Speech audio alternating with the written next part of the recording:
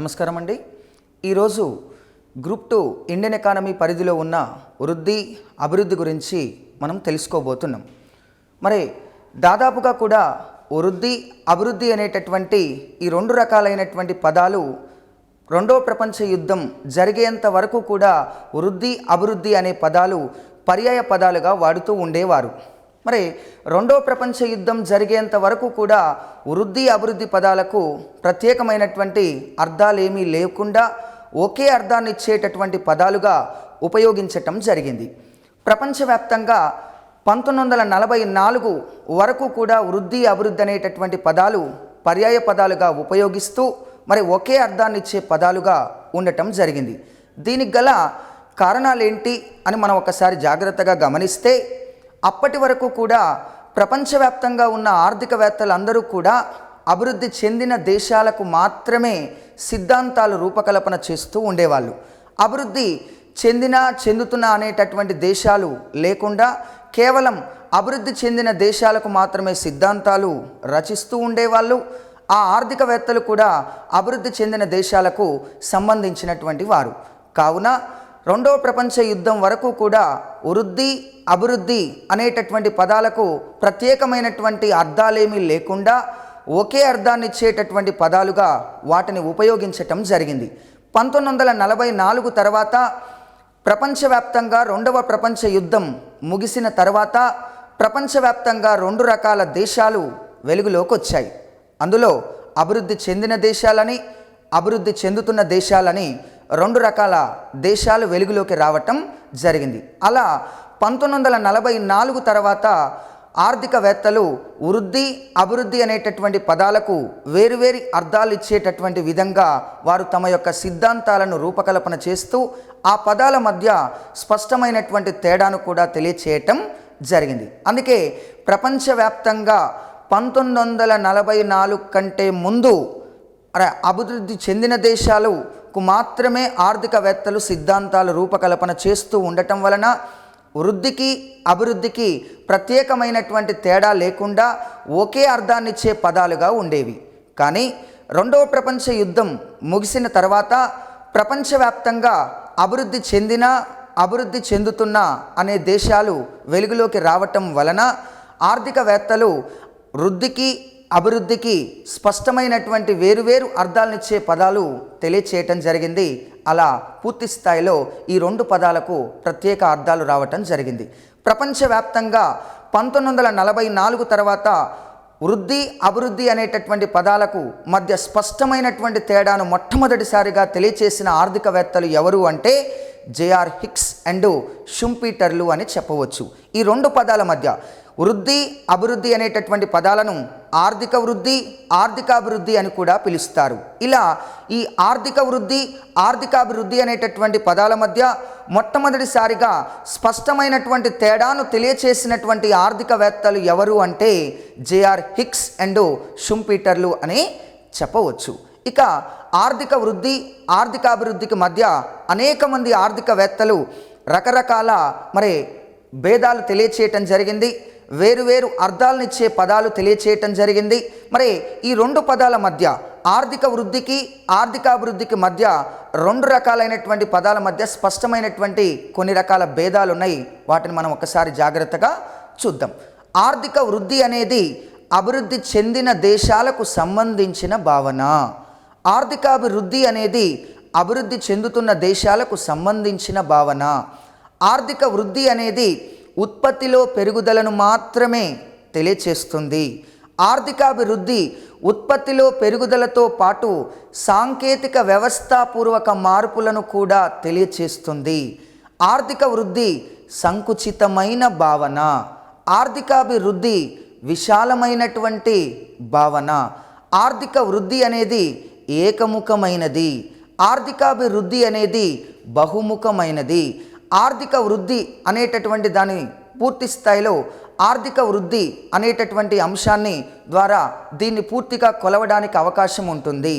ఆర్థికాభివృద్ధిని కొలవడానికి అవకాశం లేదు. ఆర్థిక వృద్ధిలో ప్రభుత్వ జోక్యం ఉండదు, ఆర్థికాభివృద్ధిలో ప్రభుత్వ జోక్యం ఉంటుంది. ఇలా ప్రత్యేకంగా ఆర్థిక వృద్ధికి ఆర్థికాభివృద్ధికి మధ్య స్పష్టమైనటువంటి తేడాలను మొట్టమొదటిసారిగా మరి కొన్ని రకాలుగా భేదాలు తెలియచేస్తూ ఈ రెండు పదాలకు మధ్య వేరువేరు అర్థాలను రకరకాల ఆర్థికవేత్తలు తమ సిద్ధాంతాలలో భాగంగా తెలియచేయటం జరిగింది. మళ్ళొకసారి జాగ్రత్తగా గమనిస్తే ఆర్థిక వృద్ధి అభివృద్ధి చెందిన దేశాలకు సంబంధించింది, ఆర్థికాభివృద్ధి అభివృద్ధి చెందుతున్న దేశాలకు సంబంధించింది. ఆర్థిక వృద్ధి ఏకముఖమైనది, ఆర్థికాభివృద్ధి బహుముఖమైనది. ఆర్థిక వృద్ధి అనేది పూర్తి స్థాయిలో ఉత్పత్తిలో పెరుగుదలను మాత్రమే తెలియచేస్తుంది. ఆర్థికాభివృద్ధి ఉత్పత్తిలో పెరుగుదలతో పాటు సాంకేతిక వ్యవస్థాపూర్వక మార్పులను తెలియచేస్తుంది. ఆర్థిక వృద్ధి అనేటటువంటిది ఏకముఖమైనది, ఆర్థికాభివృద్ధి బహుముఖమైనది. ఆర్థిక వృద్ధిని కొలవచ్చు, ఆర్థికాభివృద్ధిని కొలవలేము. ఇలా స్పష్టమైన భేదాలను ఈ రెండు పదాల మధ్య తెలియచేస్తూ ఆర్థికవేత్తలు తమ యొక్క సిద్ధాంతాలను రూపకల్పన చేయటం జరిగింది. మరి 1944 తర్వాత ఆర్థిక వృద్ధికి ఆర్థికాభివృద్ధికి సంబంధించి రకరకాలైనటువంటి ఆర్థికవేత్తలు ఏం చేశారంటే తమ సిద్ధాంతాలు తెలియచేయటంతో పాటు కొన్ని రకాల నిర్వచనాలను కూడా తెలియచేయటం జరిగింది. ఆ నిర్వచనాలు తప్పనిసరిగా ఎగ్జామ్ పాయింట్ ఆఫ్ వ్యూలో అడగటానికి ఆస్కారం ఉంది. ప్రతిసారి ఏ కాంపిటేటివ్ ఎగ్జామ్ ఎకానమీ పరంగా జరిగినా కూడా దాని మీద నిర్వచనాలు అనేటటువంటివి అడగటం జరుగుతూ ఉంది. ఆర్థిక వృద్ధి నిర్వచనాలు, ఆర్థికాభివృద్ధి నిర్వచనాలు, ఇలా ఈ రెండు పదాలకు సంబంధించిన నిర్వచనాల గురించి ప్రతి ఎగ్జామ్లో కూడా మరి అడగటానికి ఆస్కారం ఉంది. వాటిని మనం ఒకసారి జాగ్రత్తగా గమనిద్దాం. ఆర్థిక వృద్ధి, ఆర్థికాభివృద్ధి వీటికి మధ్య ఉన్నటువంటి తేడాలను తెలియచేస్తూ రకరకాల ఆర్థికవేత్తలు ఏం చేశారంటే నిర్వచనాలను తెలియచేశారు. ముందుగా ఆర్థిక వృద్ధి అభివృద్ధి చెందిన దేశాలకు సంబంధించిన సమస్య. ఆర్థికాభివృద్ధి అనేటటువంటిది అభివృద్ధి చెందుతున్న దేశాలకు సంబంధించిన సమస్య అని జేఆర్ హిక్స్ అండ్ షుంపీటర్లు తెలియచేయటం జరిగింది. జాగ్రత్తగా ఆర్థిక వృద్ధి అభివృద్ధి చెందిన దేశాలకు సంబంధించిన సమస్య అని, ఆర్థికాభివృద్ధి అభివృద్ధి చెందుతున్న దేశాలకు సంబంధించిన సమస్య అని ఈ రెండు పదాలు తెలియచేసింది జేఆర్ హిక్స్ అండ్ షుంపీటర్లుగా చెప్పవచ్చు. ఇది ఒక రకమైన నిర్వచనం. రెండో నిర్వచనాన్ని గమనిద్దాం. ఆర్థిక వృద్ధి ఉత్పత్తిలో వచ్చే పెరుగుదలను మాత్రమే తెలియచేస్తుంది. ఆర్థికాభివృద్ధి ఉత్పత్తిలో పెరుగుదలతో పాటు సాంకేతిక మార్పులను, వ్యవస్థాపూర్వక మార్పులను, అదేవిధంగా సామాజిక మార్పులను కూడా తెలియచేస్తే దాన్ని ఆర్థికాభివృద్ధి అని చెప్పటం జరుగుతూ ఉంది. ఈ ఉత్పత్తిలో వచ్చే పెరుగుదలను ఆర్థిక వృద్ధి అని, ఉత్పత్తిలో పెరుగుదలతో పాటు సాంకేతిక వ్యవస్థాపూర్వక సామాజిక మార్పులను తెలియచేస్తే దానిని ఆర్థికాభివృద్ధి అని కిండల్ బర్గర్ అనే ఆర్థికవేత్త తెలియచేయటం జరిగింది. అలా మొట్టమొదటిసారిగా రెండు రకాలైనటువంటి నిర్వచనాలను మరి ఇలా ఇవ్వటం జరిగింది. అలా ఇక మరొక ఆర్థికవేత్త మరొక నిర్వచనాన్ని ఇవ్వటం జరిగింది. అందులో ఆర్థిక వృద్ధి స్వల్పకాలంలో ఆదాయం పెరగడం ఆర్థిక వృద్ధి అని, దీర్ఘకాలంలో ఆదాయం పెరగడం ఆర్థికాభివృద్ధి అని ప్రత్యేకంగా మరి మేయర్ బాల్డ్విన్ అనే ఆర్థికవేత్తలు తెలియచేయటం జరిగింది. మళ్ళొకసారి జాగ్రత్తగా స్వల్పకాలంలో ఆదాయం పెరగడం ఆర్థిక వృద్ధి అని, దీర్ఘకాలంలో ఆదాయం పెరగడం ఆర్థికాభివృద్ధి అని మేయర్ బాల్డ్విన్ అనేటటువంటి ఆర్థికవేత్తలు తెలియచేయటం జరిగింది. ఇక మరొక ఆర్థికవేత్త మరొక నిర్వచనం. ఒకే అంశానికి సంబంధించిన భావన ఆర్థిక వృద్ధి అని, అనేక అంశాలకు సంబంధించిన భావన ఆర్థికాభివృద్ధి అని ప్రత్యేకంగా మైకెల్ పి తోడారో అనే ఆర్థికవేత్త తెలియచేయటం జరిగింది. ఒకే అంశానికి సంబంధించిన భావన ఆర్థిక వృద్ధి అని, అనేక అంశాలకు సంబంధించిన భావన ఆర్థికాభివృద్ధి అని మైకెల్ పి తోడారో తెలియచేయటం జరిగింది. ఇక మరొక ఆర్థికవేత్త నిర్వచనాన్ని మనం జాగ్రత్తగా గమనిస్తే మరొక నిర్వచనం, వెనుకబడినటువంటి దేశాలలో ముఖ్యంగా ఆర్థిక వ్యవస్థ తక్కువ సాంఘిక వ్యవస్థ స్థాయి నుండి ఎక్కువ సాంఘిక వ్యవస్థ స్థాయికి చేరుకోవడాన్ని ఆర్థికాభివృద్ధి అంటారని గున్నార్ మిర్దాల్ అనే ఆర్థికవేత్త పేర్కొనటం జరిగింది. ఆర్థిక వ్యవస్థ తక్కువ సాంఘిక వ్యవస్థ స్థాయి నుండి ఎక్కువ సాంఘిక వ్యవస్థ స్థాయికి చేరుకోవడాన్ని ఆర్థికాభివృద్ధి అంటారని గున్నార్ మిర్దాల్ అనే ఆర్థికవేత్త పేర్కొనటం జరిగింది. ఇక మరొక ఆర్థికవేత్త ధనిక దేశాల్లో ఆదాయం పెరగడం ఆర్థిక వృద్ధి, పేద దేశాల్లో ఆదాయం పెరగడం ఆర్థికాభివృద్ధి అని మాడిసన్ అనే ఆర్థికవేత్త పేర్కొనటం జరిగింది. ఇక నెక్స్ట్, ధనిక దేశాల్లో ఆదాయం పెరగడం ఆర్థిక వృద్ధి, పేద దేశాల్లో ఆదాయం పెరగడం ఆర్థికాభివృద్ధి అని మరి ప్రత్యేకంగా మాడిసన్ అనే ఆర్థికవేత్త తెలియచేయటం జరిగింది. ఇక వెనుకబడిన దేశాలలో పేదరికం కానీ, నిరుద్యోగం కానీ, ఆదాయ అసమానతలు కానీ తగ్గడాన్ని ఆర్థికాభివృద్ధి అంటారు అని చెప్పి ప్రత్యేకంగా దీన్ని తెలియచేసినటువంటి ఆర్థికవేత్త డెడ్లీ షీర్స్ ఏమన్నాడంటే, వెనుకబడిన దేశాల్లో పేదరికం, నిరుద్యోగం, ఆదాయ అసమానతలు తగ్గడాన్ని ఆర్థికాభివృద్ధి అంటారు అని ప్రత్యేకంగా డెడ్లీ షీర్స్ అనే ఆర్థికవేత్త పేర్కొనటం జరిగింది. ఇక ప్రత్యేకంగా మరి ఎస్కే ముఖర్జీ అనేటటువంటి ఆర్థికవేత్త ప్రకారంగా ఏమని చెప్పాడంటే, వెనకబడినటువంటి దేశాలు, ముఖ్యంగా ఏ దేశాలైతే వనరులను అభిలషణీయంగా ఉపయోగించుకుంటాయో తప్పనిసరిగా ఆ దేశాలలో ఆర్థికాభివృద్ధి సాధించబడుతుంది అని ఎస్కే ముఖర్జీ ప్రత్యేకంగా పేర్కొనటం జరిగింది. ఇక నెక్స్ట్ మరొక రకమైన ఆర్థికవేత్త జేబీ క్లార్క్ ఏమన్నాడంటే, వ్యవసాయ రంగం నుండి పారిశ్రామిక రంగాలకు, తర్వాత సేవా రంగాలకు కార్మికులు క్రమంగా తరలి వెళ్ళడాన్ని ఆర్థికాభివృద్ధి అంటారు అని చెప్పి ప్రత్యేకంగా దీనిని తెలియచేసినటువంటి ఆర్థికవేత్త ఎవరు అంటే జేబీ క్లార్క్ అని చెప్పవచ్చు. ఇలా ఎగ్జామ్ పాయింట్ ఆఫ్ వ్యూలో రకరకాల నిర్వచనాల గురించి అడగటం జరుగుతూ ఉంది. ఆ నిర్వచనాలను తప్పనిసరిగా ఏ నిర్వచనం ఎవరన్నారు అనేటటువంటి విధంగా దాన్ని అడగొచ్చు, లేదా ఈ క్రింది వానిలో ప్రత్యేకంగా ఈ నిర్వచనాలను గమనించండి అని చెప్పేసి కూడా రకరకాలుగా ప్రశ్నలు అడగటానికి ఆస్కారం ఉంది. ఇలా ఆర్థిక వృద్ధికి, ఆర్థికాభివృద్ధికి సంబంధించి రకరకాల ఆర్థికవేత్తలు రకరకాల సిద్ధాంతాలను రూపకల్పన చేస్తూ ఆ సిద్ధాంతాలలో భాగంగా కొన్ని రకాల నిర్వచనాలను ప్రత్యేకంగా తెలియచేస్తూ ప్రత్యేకంగా వీటిని రూపకల్పన చేయటం జరిగింది. ఇక ఆర్థిక వృద్ధి, ఆర్థికాభివృద్ధికి సంబంధించిన నిర్వచనాల తర్వాత కొంతమంది ఆర్థికవేత్తలు ప్రపంచ దేశాలని మూడు రకాలుగా వర్గీకరించారు.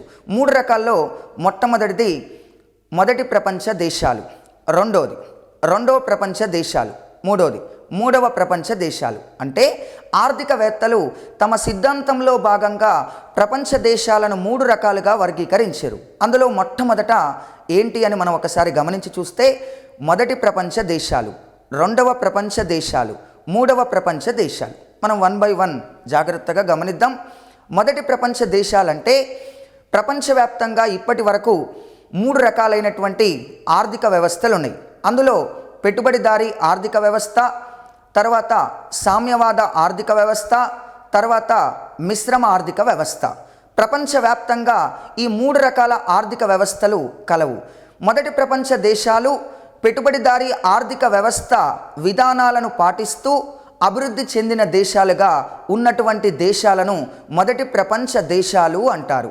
తరువాత ప్రత్యేకంగా రెండవ ప్రపంచ దేశాలు అంటే సామ్యవాద ఆర్థిక వ్యవస్థ విధానాలను పాటిస్తూ అభివృద్ధి చెందిన దేశాలను రెండవ ప్రపంచ దేశాలుగా వర్గీకరిస్తారు.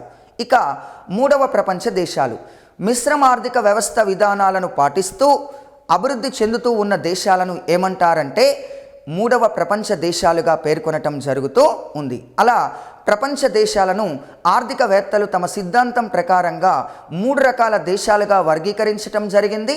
అలా మూడు రకాల దేశాల్లో మొదటి ప్రపంచ దేశాలు, రెండవ ప్రపంచ దేశాలు, మూడవ ప్రపంచ దేశాలుగా వర్గీకరిస్తూ ప్రస్తుతం ఏ దేశమైనా ఆర్థిక వృద్ధి కానీ ఆర్థికాభివృద్ధి కానీ సాధించాలంటే మూడు ఆర్థిక వ్యవస్థలలో ఏదో ఒక ఆర్థిక వ్యవస్థను తీసుకొని అభివృద్ధి చెందడానికి ప్రయత్నిస్తాయి. ఇలా ప్రపంచవ్యాప్తంగా మూడు రకాల దేశాలున్నాయని, మూడు రకాల ఆర్థిక వ్యవస్థ విధానాలున్నాయని ఆర్థికవేత్తలు ప్రత్యేకంగా తెలియచేయటం జరిగింది. మరి వీరితో పాటుగా సమీర్ అమీన్ అనే ఆర్థికవేత్తల జత ప్రకారంగా ప్రపంచ దేశాలను మూడు రకాలుగా వర్గీకరించారు.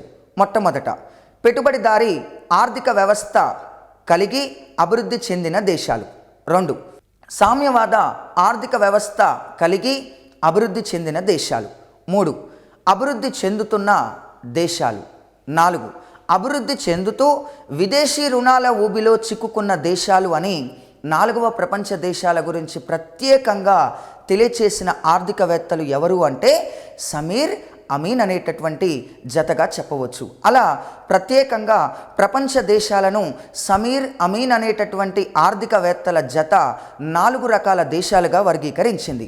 పెట్టుబడిదారీ ఆర్థిక వ్యవస్థలో అభివృద్ధి చెందిన దేశాలు అమెరికా దేశాన్ని, కెనడా దేశాన్ని, జర్మనీ దేశాన్ని, జపాన్ దేశాన్ని చెప్పొచ్చు.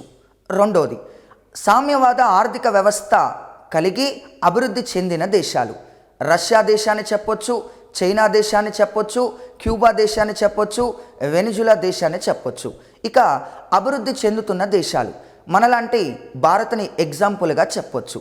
ఇక 4వ దేశంగా సమీర్ అమీన్ అనేటటువంటి ఆర్థికవేత్తలు అభివృద్ధి చెందుతూ విదేశీ రుణాల ఊబిలో చిక్కుకున్న దేశాలు అనగా అంతర్జాతీయంగా అప్పులు తీసుకొచ్చి ఆ అప్పుల ద్వారా పూర్తి స్థాయిలో అభివృద్ధిని కాంక్షిస్తూ వడ్డీలు మాత్రమే చెల్లిస్తూ అసలు అప్పులు అలాగే ఉంటూ విదేశీ రుణాల ఊబిలో చిక్కుకున్నటువంటి దేశాలను 4వ ప్రపంచ దేశాలు అని చెప్పటం జరుగుతూ ఉంది. ప్రస్తుతం బంగ్లాదేశ్ని 4వ ప్రపంచ దేశంగా చెప్పవచ్చు.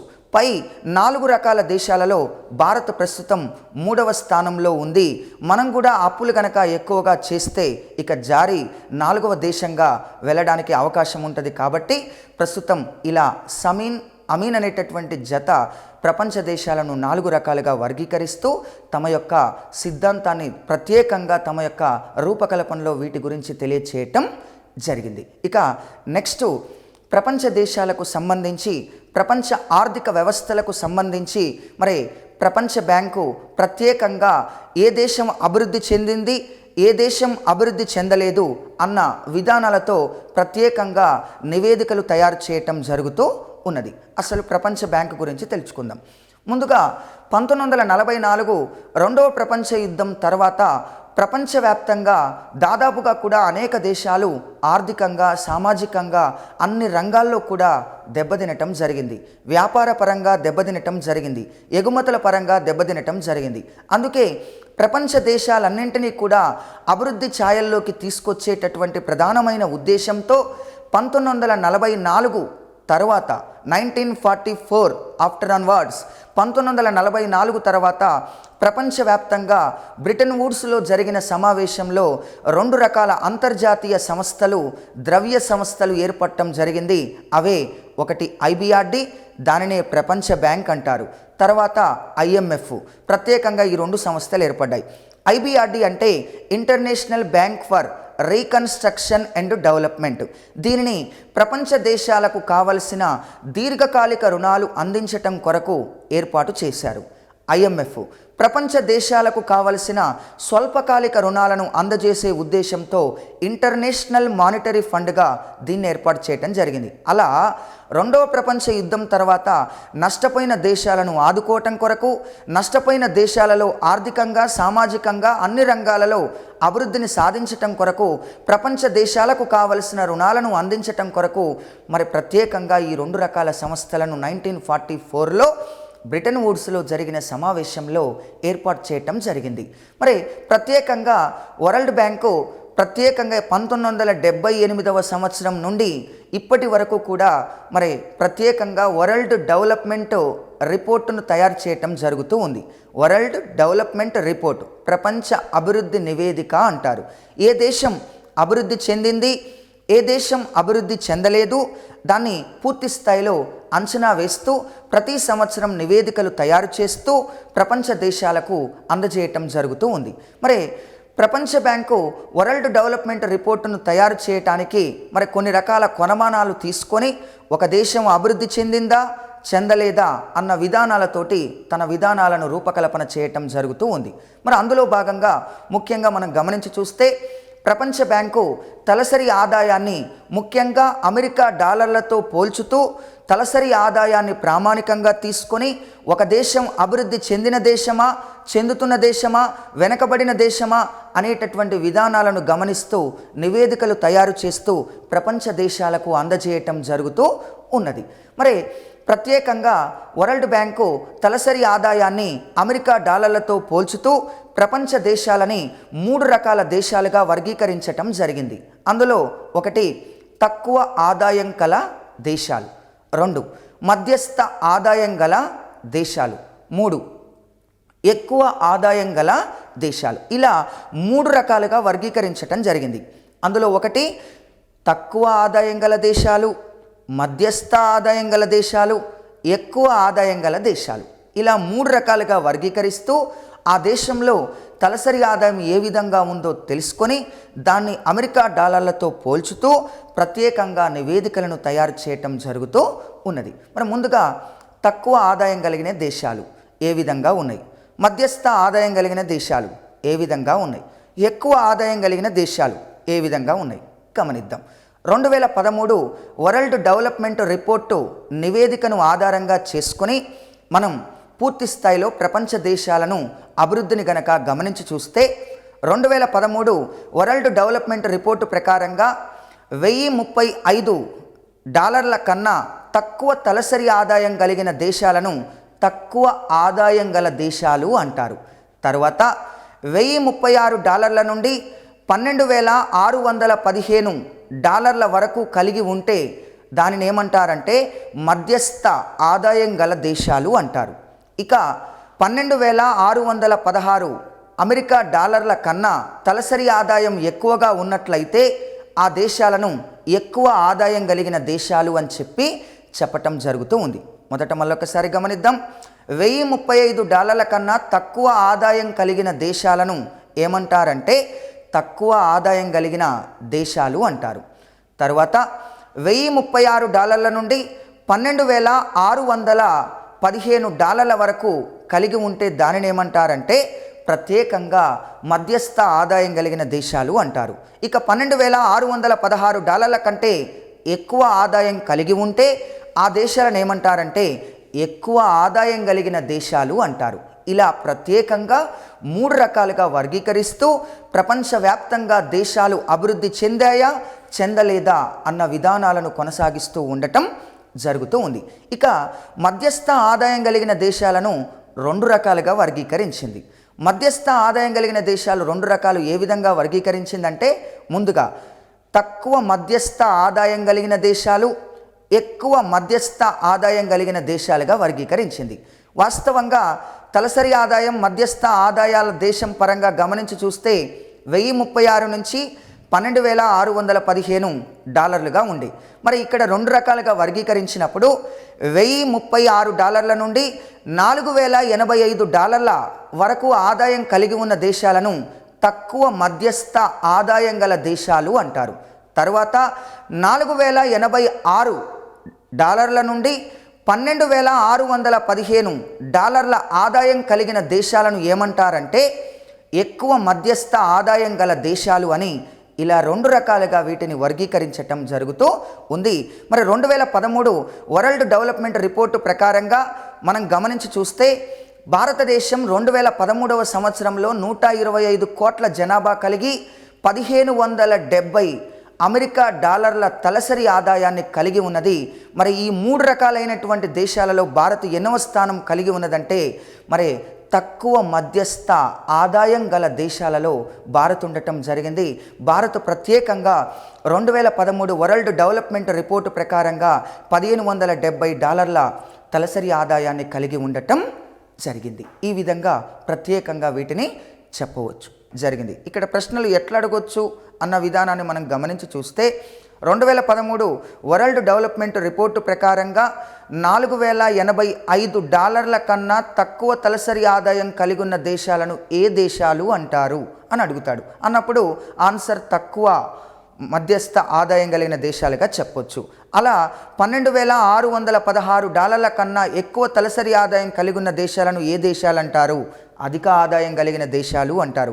$1035 కన్నా తక్కువ ఆదాయం కలిగిన దేశాలను ఏ దేశాలు అంటారంటే ప్రత్యేకంగా తక్కువ ఆదాయం గల దేశాలు అని చెప్పటం జరుగుతూ ఉంది. ఇలా ప్రశ్నలు రావటానికి ఆస్కారం ఉంది. ఒక దేశాన్ని ఒక దేశంతో పోల్చడానికి అవకాశం ఉంది. అమెరికా దేశ తలసరి ఆదాయం భారతదేశ తలసరి ఆదాయాన్ని పోల్చినప్పుడు భారత్ కంటే అమెరికా 34 రెట్లు తలసరి ఆదాయం అధికంగా ఉంది అని చెప్పవచ్చు. అలా ప్రపంచ దేశాల అభివృద్ధిని పోల్చుతూ వరల్డ్ డెవలప్మెంట్ రిపోర్టు ప్రత్యేకంగా తయారు చేస్తూ ప్రపంచ దేశాలను ఎప్పటికప్పుడు అభివృద్ధి పరంగా అంచనా వేయటం జరుగుతూ ఉన్నది. ఇక నెక్స్ట్ అంశంగా మనం అభివృద్ధి చెందుతున్న దేశాల లక్షణాలను గమనిద్దాం. అభివృద్ధి చెందుతున్న దేశాల లక్షణాలు అంటే ఆ దేశాలు వెనకబడిపోవటానికి ఉన్న ప్రధానమైన కారణాలేంటి, అసలు ఆ దేశాలలో ఎలాంటి విధమైనటువంటి లక్షణాలు కలిగి ఉన్నాయి, ఆ దేశం మరి పూర్తి స్థాయిలో కొన్ని సంవత్సరాల పాటుగా వెనకబడి ఉండటానికి ఉన్న ప్రధానమైనటువంటి ఆ లక్షణాలు ఏమున్నాయి అన్న విధానాన్ని మనం ఒకసారి జాగ్రత్తగా గమనించి చూద్దాం. అందులో భాగంగా మొట్టమొదటిసారిగా మనం గమనించి చూస్తే ముందుగా దాదాపుగా కూడా వెనకబడిన దేశాలకు అనేక రకాలైనటువంటి లక్షణాలు కలిగి ఉండటం జరిగింది. ఆ లక్షణాలలో భాగంగా మూలధన కొరత వెనకబడిన దేశాల్లో ఉన్నది. అంతేకాకుండా జనాభా సమస్య పెద్ద ఎత్తున ఉన్నది, పేదరిక సమస్య పెద్ద ఎత్తున ఉన్నది, నిరుద్యోగ సమస్య పెద్ద ఎత్తున ఉన్నది. వెనకబడిన దేశాల్లో ముఖ్యంగా ప్రజలు వ్యవసాయ రంగం పైన ఎక్కువగా ఆధారపడి ఉన్నారు. అంతేకాకుండా వెనకబడిన దేశాల్లో వనరుల యొక్క వినియోగం చాలా తక్కువ స్థాయిలో ఉన్నది. అంతేకాకుండా నైపుణ్యం కలిగిన శ్రామికులు అంతగా లేరు. అంటే తక్కువ నైపుణ్యం కలిగిన శ్రామికులు వెనకబడిన దేశాల్లో ఉండటం జరిగింది. ఇక మూలధన కొరతతో పాటుగా అవస్థాపన సదుపాయాల కొరత, మౌలిక సదుపాయాల కొరత కూడా ఈ దేశాలలో ఉంది. ఇంకా గమనించి చూస్తే ప్రజల జీవన ప్రమాణాలు చాలా తక్కువగా ఉండటం జరిగింది. ఇంకా గమనించి చూస్తే భారతదేశంలో కానీ వెనకబడిన దేశాల్లో కానీ ముఖ్యంగా ద్వంద్వ ఆర్థిక వ్యవస్థ విధానాలను పాటించటం జరుగుతూ ఉంది. వీటిని ఒకసారి మనం జాగ్రత్తగా గమనిద్దాం. మనం ముందుగా మూలధన కొరత. వెనకబడిన దేశాల్లో సాధారణంగా మూలధన కొరత పెద్ద ఎత్తున ఏర్పడటం జరుగుతూ ఉంది. మూలధన కొరత ఏర్పడటానికున్న ప్రధానమైన కారణం ఈ దేశాల్లో పొదుపు తక్కువగా ఉన్నది అని చెప్పవచ్చు. ప్రజల యొక్క పొదుపులు ఎక్కువగా ఉండాలి అంటే ప్రజలకు చేతి నిండా పనుండాలి. ప్రజలకు చేతి నిండా పనుండాలంటే పెద్ద ఎత్తున ఉపాధి అవకాశాలు లభించాలి. ఉపాధి అవకాశాలు పెద్ద ఎత్తున లభించాలంటే ప్రభుత్వాలు పెద్ద ఎత్తున పరిశ్రమలు స్థాపించాలి, లేదంటే ప్రైవేటు వ్యక్తులైన పరిశ్రమలు స్థాపించాలి. వెనకబడిన దేశాలలో ప్రభుత్వ ప్రైవేటు రంగాలలో మరి పరిశ్రమల స్థాపన అంతగా ప్రాధాన్యత లేకపోవడం వలన దాదాపుగా ఈ దేశాలలో ప్రజల యొక్క ఆదాయాలు తక్కువగా ఉండి తక్కువ ఆదాయాలు తక్కువ పొదుపులకు దారితీసి ఈ దేశాలలో మూలధన కొరత ఏర్పడటానికి దారితీస్తుంది. ఇవాళ ప్రపంచవ్యాప్తంగా వెనకబడిన దేశాలు ఎదుర్కొంటున్నటువంటి సమస్యలలో ఒకానొక సమస్య మూలధన కొరత. మూలధన కొరత ఏ దేశంలో అయితే తక్కువగా ఉంటుందో ఆ దేశాలు తప్పనిసరిగా వెనకబడిన దేశాలుగా వాటిని వర్గీకరించవచ్చు. రెండో లక్షణాన్ని గమనిద్దాం. వ్యవసాయ రంగ ప్రాధాన్యత. వెనకబడిన దేశాలలో ప్రజల జీవన విధానం సాంప్రదాయ దశ నుండి మొదలుకొని నేటి వరకు కూడా పూర్తి స్థాయిలో ఏం జరుగుతుంది అనంటే వ్యవసాయ రంగంపైనే ఆధారపడి ఉండటం జరుగుతూ ఉంది. సపోజ్ భారత్నే గమనిద్దాం. భారతదేశంలో 1951 లెక్కల ప్రకారంగా వ్యవసాయ రంగంపై ఆధారపడిన జనాభా 73%. 2001 లెక్కల ప్రకారం భారతదేశంలో వ్యవసాయ రంగంపై ఆధారపడిన జనాభా 65%. పూర్తి స్థాయిలో 1951కి 2001కి పోల్చినట్లయితే జనాభా వ్యవసాయ రంగంపై ఆధారపడే జనాభా అంతగా మార్పేమీ లేదు. పూర్తి స్థాయిలో పెద్ద ఎత్తున వ్యవసాయ రంగంపైనే ఆధారపడి ఉండటం జరుగుతూ ఉంది. మరి ఒక్క వ్యవసాయ రంగానికే ప్రాధాన్యత ఇవ్వటం వలన అంతగా ఆదాయాలు పొందలేక మిగతా రంగాలు పూర్తి స్థాయిలో వేగంగా అభివృద్ధి జరగకపోవటం వలన ఈ దేశాలు వెనకబడటానికి దారితీస్తూ ఉన్నాయి. ముఖ్యంగా వెనకబడిన దేశాల్లో వ్యవసాయ రంగ అభివృద్ధి ఇంకా కొనసాగుతూ ఉండటం వలన, వ్యవసాయ రంగ ప్రాధాన్యత ఎక్కువగా ఉండటం వలన, వ్యవసాయ రంగంపై ఎక్కువ మంది శ్రామికులు ఆధారపడటం వలన ఈ దేశాలు వెనకబడిపోవటం జరుగుతూ ఉన్నాయి. ఇక మూడో లక్షణాన్ని గమనిద్దాం.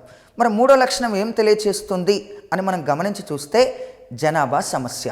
వెనకబడిన దేశాలు ఎదుర్కొంటున్న అత్యంత తీవ్రమైనటువంటి సమస్య జనాభా సమస్య. మనం భారతదేశం కూడా వెనకబడిన దేశంగా భావించవచ్చు, భారతదేశం అభివృద్ధి చెందుతున్న దేశంగా భావించవచ్చు. ప్రత్యేకంగా భారత్ని జనాభాకి ప్రామాణికంగా తీసుకుంటే ఒకసారి గమనించి చూస్తే భారత్లో మొట్టమొదటిసారిగా జనాభాను లెక్కించిన వ్యక్తి దాదాబాయి నౌరోజీ. భారతదేశంలో మొట్టమొదటిసారిగా అధికారికంగా జనాభా లెక్కలు 1872లో వచ్చాయి. ప్రతి 10 సంవత్సరాలకు ఒకసారి జనాభాను లెక్కించాలనే సంవత్సరం 1881 నుంచి రావటం జరిగింది. ఇప్పటి వరకు 2011 వరకు జనాభా లెక్కలను మనం గమనించి చూస్తే 2011 వచ్చిన జనాభా లెక్కలు 15వ లెక్కలు, స్వతంత్రం తర్వాత వచ్చిన లెక్కలు 7వ లెక్కలుగా వీటిని చెప్పవచ్చు. మరి భారతదేశంలో పెద్ద ఎత్తున జనాభా పెరుగుతూ ఉన్నది.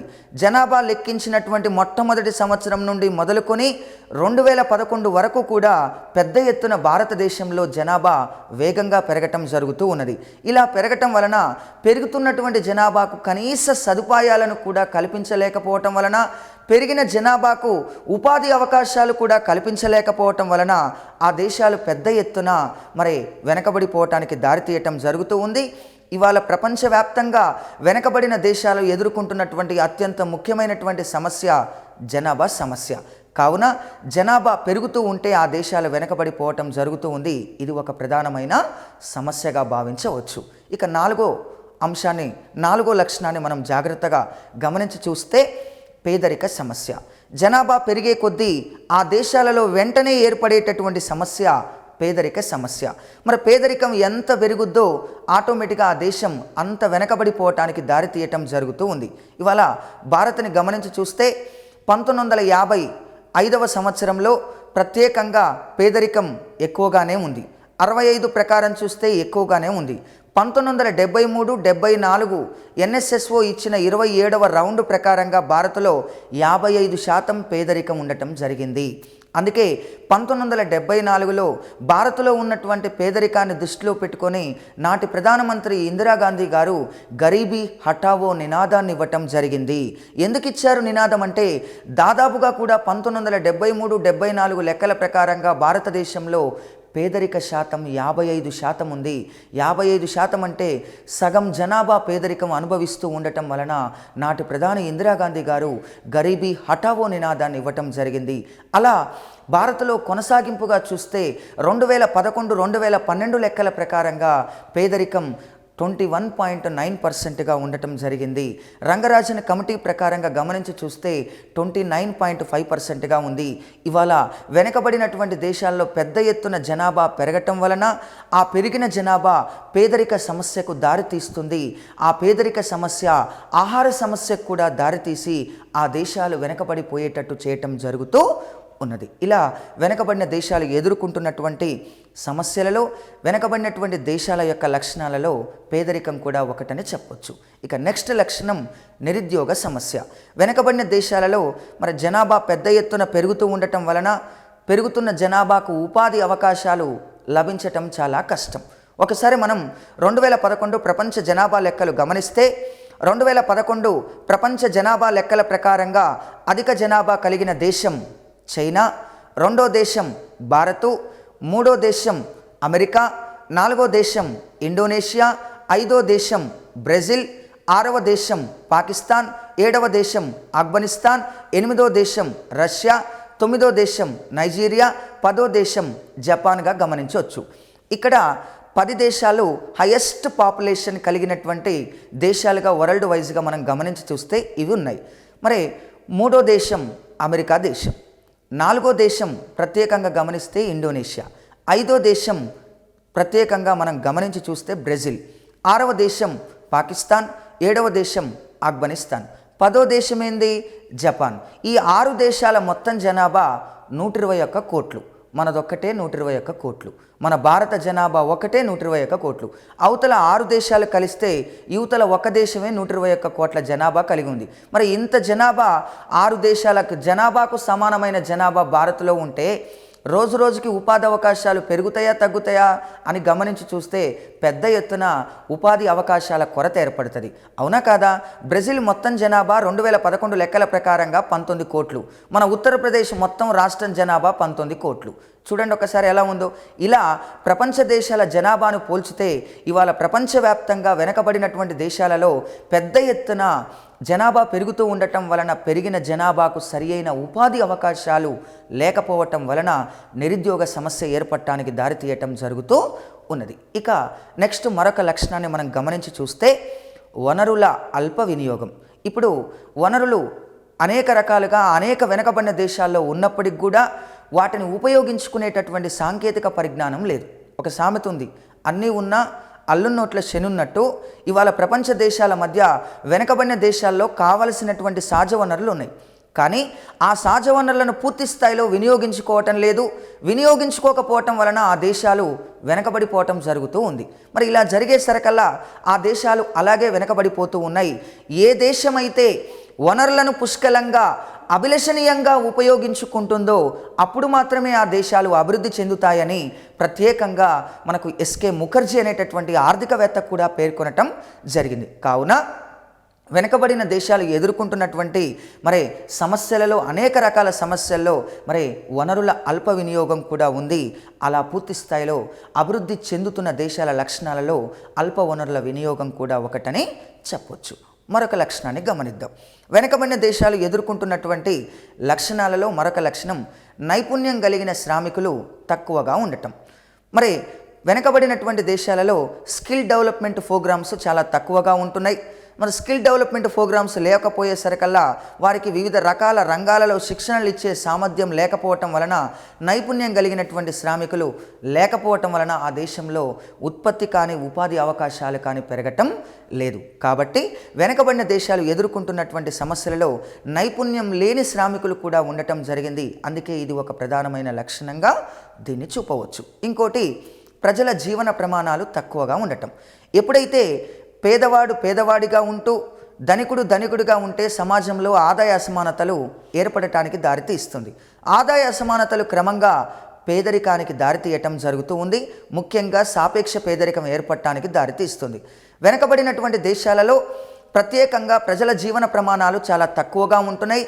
కనీస అవసరాలను కానీ జీవన విధానంలో కనీస తమ యొక్క కోరికలను కూడా తీర్చుకోలేనటువంటి స్థితిలో ప్రజలు ఉండటం వలన వారి జీవన ప్రమాణాలు చాలా తక్కువగా ఉండటం జరుగుతూ ఉంది. అలా కూడా ఆ దేశాలు వెనకబడిపోవటం జరుగుతూ ఉంది. ఇవాళ జీవన ప్రమాణాల గురించి హెచ్డిఐలో ప్రత్యేకంగా లెక్కిస్తున్నారు. HDI human development index. Women development ఇండెక్స్లో 3 అంశాలు ప్రామాణికంగా తీసుకుంటారు: ఆయురార్థం, అక్షరాస్యత, జీవన ప్రమాణం. ఈ 3 అంశాలు బేసిక్గా తీసుకొని ఒక దేశం అభివృద్ధి చెందిందా చెందలేదా అనే విధానాలను తెలియచేస్తారు. అందులో జీవన ప్రమాణం కూడా పోల్చటం జరుగుతూ ఉంది. కావున వెనకబడిన దేశాల్లో ప్రజల జీవన ప్రమాణాలు తక్కువగా ఉండటం ఆ దేశాలు వెనకబడిపోవటానికి కూడా దారితీస్తుందని చెప్పొచ్చు. మరొక లక్షణాన్ని మనం గమనించి చూస్తే మౌలిక సదుపాయాల కొరత. వెనుకబడిన దేశాల్లో మూలధనం తక్కువగా ఉండటం వలన మౌలిక సదుపాయాలు అంతగా డెవలప్మెంట్ కాకపోవటం వలన ఆ దేశాలు పూర్తిగా వెనకబడిపోవటానికి దారితీస్తూ ఉంది. ఈ దేశాలలో మూలధన కొరత సదుపాయాల కారణంగా కూడా ఈ దేశాలు వెనకబడిపోవటం జరుగుతూ ఉంది. ఇక ఫైనల్గా ద్వంద్వ ఆర్థిక వ్యవస్థ. వెనుకబడిన దేశాలు అనుసరిస్తున్న ఆర్థిక వ్యవస్థ ద్వంద్వ ఆర్థిక వ్యవస్థ. ద్వంద్వ ఆర్థిక వ్యవస్థ గురించి ప్రత్యేకంగా తెలియచేసిన ఆర్థికవేత్త హెగ్గిన్స్ ద్వంద్వ ఆర్థిక వ్యవస్థ డ్యూయల్ ఎకానమీ అని కూడా అంటారు. ద్వంద్వ ఆర్థిక వ్యవస్థ ప్రత్యేకంగా ఏం తెలియజేస్తుంది అని గమనించి చూస్తే వెనకబడినటువంటి దేశాలలో ప్రత్యేకంగా సాంప్రదాయ రంగం, ఆధునిక ఆర్థిక వ్యవస్థలు అనగా సాంప్రదాయ ఆర్థిక వ్యవస్థ, ఆధునిక ఆర్థిక వ్యవస్థ 2 ఆర్థిక వ్యవస్థలు కలిగి ఉంటే ఆ ఆర్థిక వ్యవస్థను ఏమంటారంటే ద్వంద్వ ఆర్థిక వ్యవస్థ అంటారు. వెనుకబడిన దేశాలలో ద్వంద్వ ఆర్థిక వ్యవస్థ అధికంగా ఉందని చెప్పవచ్చు. భారత్ లాంటి అభివృద్ధి చెందుతున్న దేశాల్లో కూడా ద్వంద్వ ఆర్థిక వ్యవస్థ విధానాలు కొనసాగుతూ ఉన్నాయని చెప్పవచ్చు. ఇలా వెనుకబడిన దేశాల యొక్క లక్షణాలు ఈ విధంగా ఉండటం జరిగింది. మూలధన కొరత. ఇక్కడ ప్రశ్న ఎట్లా అడగొచ్చు అంటే ఈ క్రింది వానిలో వెనకబడిన దేశాల లక్షణం కానిదేది అని అడుగుతాడు.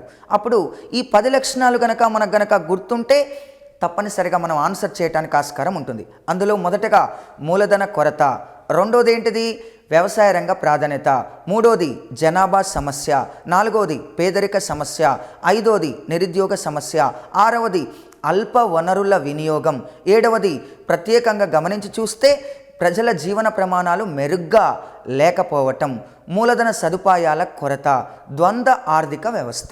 ఇలా వెనకబడిన దేశాలకు సంబంధించి ప్రత్యేకంగా ఏం జరుగుతూ ఉంది అని గమనించి చూస్తే ఈ లక్షణాలు కలిగి ఉండటం వలన ఈ దేశాలు వెనకబడిపోతూ ఉన్నాయని ఆర్థికవేత్తలు తమ సిద్ధాంతం ద్వారా రకరకాలైనటువంటి వాటి ద్వారా తెలియచేయటం జరిగింది. భారత్ కూడా పై అన్ని రకాల లక్షణాలు కలిగి ఉండటం వలన భారత్ను ప్రస్తుతం మనం ఏమని పిలుస్తున్నామంటే అభివృద్ధి చెందుతున్న దేశంగా పిలవటం జరుగుతూ ఉంది. ప్రస్తుతం పై అన్ని లక్షణాలలో భారత్ దాదాపుగా కూడా కలిగి ఉన్నది.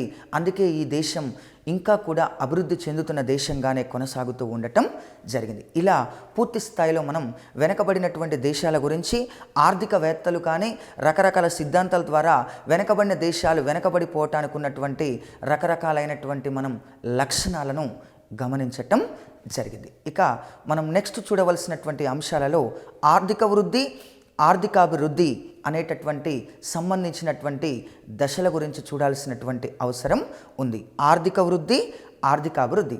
అంతకుముందు మనం కొన్ని రకాలుగా మనకు ప్రశ్నలు అడిగే అవకాశం ఉంది. వాటిని చాలా జాగ్రత్తగా ఫైండ్ అవుట్ చేసుకోండి. స్వల్పకాలంలో ఆదాయం పెరగడం ఆర్థిక వృద్ధి, దీర్ఘకాలంలో ఆదాయం పెరగడం ఆర్థికాభివృద్ధి అని మేయర్ బాల్డ్విన్ అనే ఆర్థికవేత్త పేర్కొన్నాడు. గుర్తుపెట్టుకోండి జాగ్రత్తగా.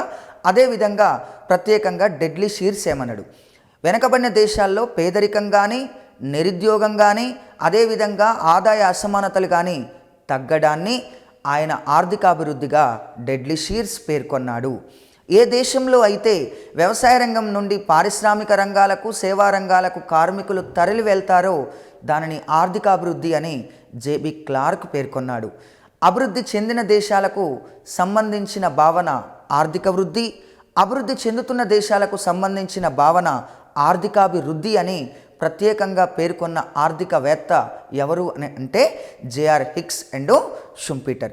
ప్రపంచవ్యాప్తంగా మొట్టమొదటిసారిగా ఏ సంవత్సరం తర్వాత అభివృద్ధి చెందుతున్న దేశాలనే భావన వెలుగులోకి వచ్చింది? 1944. 1944 బ్రిటన్ వుడ్స్లో జరిగిన సమావేశంలో ఎన్ని సంస్థలు ఏర్పాటు చేశారు? 2 సంస్థలు ఏర్పాటు చేశారు. ఐబిఆర్డి, ఐఎంఎఫ్ అనేటటువంటి 2 రకాల సంస్థలు. మొట్టమొదటిసారిగా ఆర్థిక వృద్ధికి, ఆర్థికాభివృద్ధికి మధ్య స్పష్టమైన తేడాను తెలియచేసిన ఆర్థికవేత్తలు ఎవరు అని మనం గమనించి చూస్తే జేఆర్ హిక్స్ అండ్ షుంపీటర్లుగా మనం చెప్పవచ్చు. వీరిద్దరూ మొట్టమొదటిసారిగా ఈ రెండింటి మధ్య స్పష్టమైనటువంటి తేడాను తెలియచేస్తూ ఆర్థిక వృద్ధి, ఆర్థికాభివృద్ధి అనేటటువంటి భావాలకు ప్రత్యేక అర్థాలు తెలియచేయటం జరిగింది. ఇలా ప్రశ్నలు అడగటానికి ఆస్కారం ఉంది. $1035 కంటే ఎక్కువ తలసరి ఆదాయం కలిగిన దేశాలను ఏ దేశాలు అంటారు? మధ్యస్థ ఆదాయం గల దేశాలు అంటారు. మధ్యస్థ ఆదాయం కలిగిన దేశాలను ఎన్ని రకాలుగా వర్గీకరించారు? 2 రకాలుగా వర్గీకరించారు. తక్కువ మధ్యస్థ ఆదాయం గల దేశాలు, ఎక్కువ మధ్యస్థ ఆదాయం గల దేశాలుగా చెప్పడానికి ప్రత్యేకంగా అవకాశం ఉంది. ఇలా 2 రకాలుగా వర్గీకరించటం జరిగింది. ఇక ఫైనల్గా మనం ఇలా ఈ విధంగా ప్రశ్నలు ఒక్కో దాన్ని అడగటానికి అవకాశం ఉంది. సందర్భాన్ని బట్టి మనం ఆ ప్రశ్నలు కూడా తెలుసుకునే ప్రయత్నం చేద్దాం. ఇలా వెనకబడినటువంటి దేశాల లక్షణాలు ఉన్నాయి. ఇక నెక్స్ట్ మనం ఆర్థిక వృద్ధి, ఆర్థికాభివృద్ధి ఈ 2 పదాలకు మరి ప్రత్యేకంగా వాటికి సంబంధించి రకరకాల ఆర్థికవేత్తలు రకరకాల సిద్ధాంతాలను తయారు చేయటం జరిగింది. అనేక రకాలుగా ఆ సిద్ధాంతాలు ఏమున్నాయి, ఎగ్జామ్ పాయింట్ ఆఫ్ వ్యూలో మనకు ముఖ్యమైనటువంటి ఆ సిద్ధాంతాలను మనం ఒకసారి జాగ్రత్తగా గమనిద్దాం. అందులో భాగంగా ముందుగా ఆర్థిక వృద్ధి దశల గురించి తెలుసుకుందాం. ఆర్థిక వృద్ధి దశలు ప్రపంచంలో మొట్టమొదటిసారిగా జర్మనీ చరిత్రకారులు ఆర్థిక వృద్ధి దశల గురించి తెలియచేయటం జరిగింది. మరి జర్మనీ చరిత్రకారులు ప్రపంచవ్యాప్తంగా మొట్టమొదటిసారిగా ఆర్థిక వృద్ధి దశలను 4 రకాలుగా తెలియచేశారు. ఎన్ని రకాలుగా తెలియచేశారు? 4 రకాలుగా తెలియచేశారు. 4 రకాల్లో మొట్టమొదటిది గ్రామీణ ఆర్థిక దశ. మొదటి దశను ఏమంటారంటే గ్రామీణ ఆర్థిక దశ. రెండో దశను ఏమంటారంటే గ్రామీణ వ్యవసాయ ఆర్థిక దశ అంటారు. రెండో దశని వ్యవసాయ ఆర్థిక దశ. మూడో దశను ఏమంటారంటే వ్యవసాయ పరిశ్రమల దశ అంటారు. 4వ దశను ఏమని పిలుస్తారంటే వ్యవసాయ పరిశ్రమల వ్యాపార దశ అని ఆర్థిక వృద్ధి దశలను ప్రపంచవ్యాప్తంగా జర్మనీ చరిత్రకారులు మొట్టమొదటిసారిగా 4 దశలుగా పేర్కొన్నారు. 4 దశల్లో మొట్టమొదటిది ఏమనుకున్నాం? గ్రామీణ ఆర్థిక దశ. రెండో దశను ఏమనుకున్నాం? వ్యవసాయ ఆర్థిక దశ. మూడో దశను ఏమనుకున్నాం? వ్యవసాయ పారిశ్రామిక దశ అనుకున్నాం. 4వ దశను ఏమనుకున్నాం? వ్యవసాయం పరిశ్రమల వ్యాపార దశగా పేర్కొనటం జరిగింది. ఇలా 4 దశలను ప్రత్యేకంగా వర్గీకరించటం జరిగింది. మొట్టమొదటిసారిగా సమాజం అవతరించేటటువంటి సమయంలో గ్రామీణ ఆర్థిక దశ కొనసాగింది. తర్వాతి కాలంలో ప్రజలు తమ జీవన విధానానికి అనుగుణంగా, తమ జీవన ప్రమాణాలకు అనుగుణంగా, తమ యొక్క పూర్తిస్థాయి విధానాల్లో మరి వాళ్ళు ఏం చేశారంటే వ్యవసాయ రంగాన్ని మెరుగుపరుచుకోవటం జరిగింది. వ్యవసాయ రంగం క్రమంగా అభివృద్ధి చెందిన తర్వాత దాన్ని పరిశ్రమల రంగం వైపు తరలించుకున్నారు. వ్యవసాయం పరిశ్రమలు రెండూ అభివృద్ధి చెందిన తర్వాత వ్యాపార మార్గాన్ని ఎంచుకున్నారు. ఎగుమతులు చేయటం, దిగుమతులు చేయటం, అలా తమ దగ్గర ఉన్న వస్తువులను ఇతర దేశాలకు ఎగుమతి చేయటం, తమ దగ్గర లేని వస్తువులను ఇతర దేశాల నుండి దిగుమతి చేసుకోవటం, ఇలా వ్యాపారాన్ని ఎంచుకున్నారు. అందుకే మొట్టమొదటిసారిగా ఆర్థిక వృద్ధి దశలను జర్మనీ చరిత్రకారులు మొత్తం 4 దశలుగా వర్గీకరిస్తూ ఈ సిద్ధాంతాన్ని ప్రత్యేకంగా ఈ 4 దశల గురించి వారు వర్గీకరించటం జరిగింది. మళ్ళొకసారి గ్రామీణ ఆర్థిక దశ, వ్యవసాయ ఆర్థిక దశ, వ్యవసాయం పరిశ్రమల దశ, 4వ దశ వ్యవసాయం పరిశ్రమల వ్యాపార దశ. దీన్ని ప్రశ్న ఎట్లా అడుగుతాడని గమనించి చూస్తే ఈ క్రింది వానిలో జర్మనీ చరిత్రకారులు చెప్పిన ఆర్థిక దశ కానిదేది అంటాడు. మరి మనకి ఈ 4 గుర్తుకుంటే అందులో లేని దశ ఏదో మనం గమనించడానికి అవకాశం ఏర్పడుతుంది. ఇలా మొట్టమొదటిసారిగా ఆర్థిక వృద్ధి దశలు 4 రకాలుగా జర్మనీ చరిత్రకారులు వర్గీకరించారు. నెక్స్ట్ తర్వాత సైమన్ కుజినెట్స్ అనేటటువంటి ఆర్థికవేత్త ప్రత్యేకంగా ఆర్థిక వ్యవస్థను 3 రంగాలుగా విభజించటం జరిగింది. ఎన్ని రంగాలుగా విభజించాడంటే 3 రంగాలు. 3 రంగాల్లో మొట్టమొదటిది ప్రాథమిక రంగ దశ, ప్రాథమిక రంగ దశ. రెండవది ద్వితీయ రంగ దశ. మూడవది తృతీయ రంగ దశ. ఇలా మొట్టమొదటిసారిగా ప్రపంచంలో మొట్టమొదటిసారిగా ఆర్థిక వ్యవస్థను 3 రంగాల దశలుగా విభజించినటువంటి వ్యక్తి, ఆ ఆర్థికవేత్త ఎవరు అంటే సైమన్ కుజినెట్స్ అని చెప్పొచ్చు. మరి అందులో భాగంగా ప్రాథమిక రంగదశ, ద్వితీయ రంగదశ, తృతీయ రంగదశ అని 3 రంగాలుగా మరి ప్రత్యేకంగా ఆర్థిక వ్యవస్థను వర్గీకరించటం జరిగింది.